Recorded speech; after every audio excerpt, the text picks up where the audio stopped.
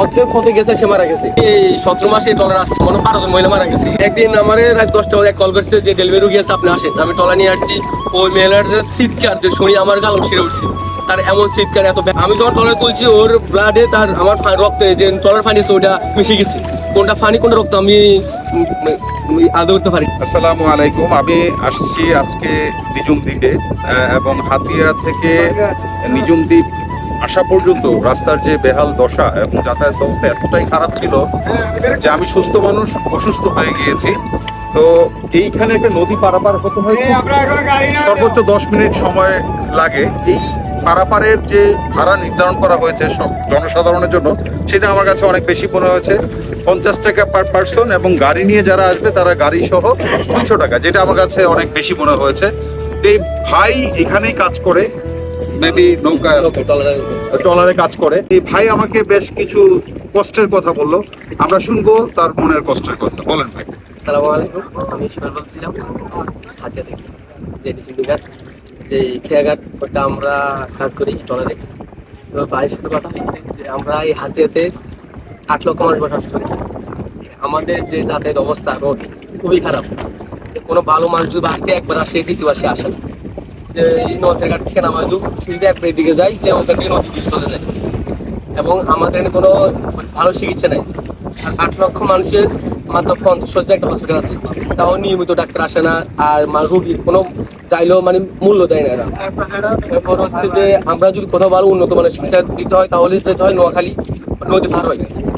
অনেক কাছে দেখা গেছে যে আমি এই নিজুম দিয়ে এই টলার কাজ করতে গিয়ে যে রাত 9টা বাজে একটা ডেলিভারি রুগী আসছে, অর্ধেক হতে গেছে, সে মারা গেছে। যে ডাক্তার নিজুম দিয়ে কোনো ডাক্তার নাই, হাতে করে কয়েকটা ডাক্তার আছে, ভালো মানের চিকিৎসা দিতে পারে না এরা। হাতুড়ি ডাক্তার। আচ্ছা, আরেকটা কথা যে আপনি বলতেছিলেন যে নিজুম দ্বীপটা আগে অনেক সুন্দর ছিল, এবং এখানে এই দ্বীপের উন্নয়ন করার জন্য সরকার কর্তৃক একটা বড় অ্যামাউন্টের বাজেট হয়েছিল, কিন্তু কোনো কাজ করে না।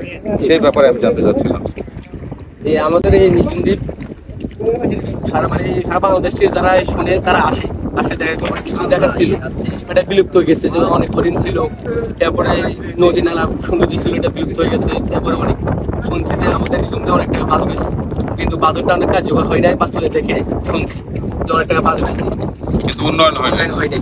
যে তারপর হচ্ছে রোড, নিজুম দিয়ে রোডের অবস্থা খুবই খারাপ, খুবই আছে। নিজুম দ্বীপে 1 লক্ষ মানে প্রায় 1 লক্ষ মতো মানুষ বসবাস করে, কিন্তু কোনো ভালো কোনো হসপিটালে নাই। এ পর্যন্ত আমি এই 17 মাসে টলার আছি, আমার হাতে গোনা মনে 12 জন মহিলা মারা গেছে ডেলিভারি রুগী। আপনার হাতের মানে নিচে মাঝপথে গেছে মারা গেছে, বা আমরা চিন্তা তুলে দিছি ফতে মারা গেছে, যে উনি মারা গেছে ব্যাক করে গান একটা বিষয় চিন্তা করে দেখেন যে এমন একদিন আমার রাত 10টা বাজে কল করছে যে ডেলিভারি রুগী আছে, আপনি আসেন। আমি টলা নিয়ে আসছি, ওই মহিলার চিৎকার যে শুনি আমার গাল শিরে উঠছে। তার এমন চিৎকার এত ব্যথা, ওটা 12 টাকা না থাকায় ওরা সিদ্ধান্ত নিয়েছে যে উস্কাই নিবে।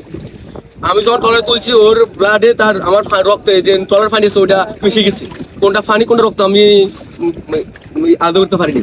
একটা ছোট্ট বিষয় যে একটা দ্বীপে যেখানে কোনো যোগাযোগ ব্যবস্থা নাই, এই দ্বীপ থেকে নদী পারাপার হয়ে হাতিয়া মেডিকেলে যাওয়া অবধি যে রাস্তার বাজে অবস্থা, করুণ দশা। বললাম তো যে আমি একজন সুস্থ মানুষ, আমি আস্তে আস্তে অসুস্থ হয়ে গিয়েছি। তো একটা অসুস্থ মানুষ, মানে বিশেষ করে যারা গর্ভবতী পেশেন্ট, তাদের তো এত বাজে রাস্তা দিয়ে তাদেরকে হসপিটালে নিয়ে যাওয়াটাও তো অনেক বিপজ্জনক।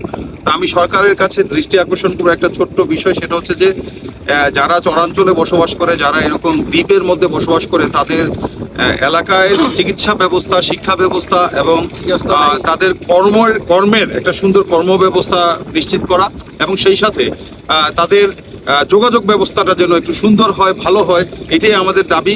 আরেকটা বিষয় হচ্ছে আমাদের দেশের সৌন্দর্য রক্ষা করার দায়িত্ব কিন্তু আমাদের দেশের সরকারের, আমাদের। তো আমাদের সরকারকে একটা বিনীত অনুরোধ করবো যে যোগাযোগ ব্যবস্থা, সেই সাথে আমাদের যে সকল পর্যটন এলাকা আছে, সুন্দর জায়গা আছে, সেই জায়গাগুলোকে আরো সুন্দর করে পর্যটকদের ভিড় করলে, পর্যটকরা আসলে কিন্তু তাদের কি হবে, রুজি রোজগারের ব্যবস্থা হবে। আরেকটা বিষয়, এই যে ভাড়া উনি যেটা বললো, এই ট্রলারের ভাড়া এত বেশি হওয়ার কারণ হচ্ছে এটা কি, 70 লাখ টাকা, 70 লক্ষ টাকা দিয়ে তারা ইজারা নিচ্ছে 1 বছরের জন্য। তাহলে তাকে কিন্তু সেই টাকা এই যাত্রীদের কাছ থেকেই উপার্জন করতে হবে। তো এই বিষয়গুলো সরকারের আমলে নিয়ে আসতে হবে এবং এই বিষয়গুলো সমাধান করতে হবে। ধন্যবাদ ভাই। ওকে।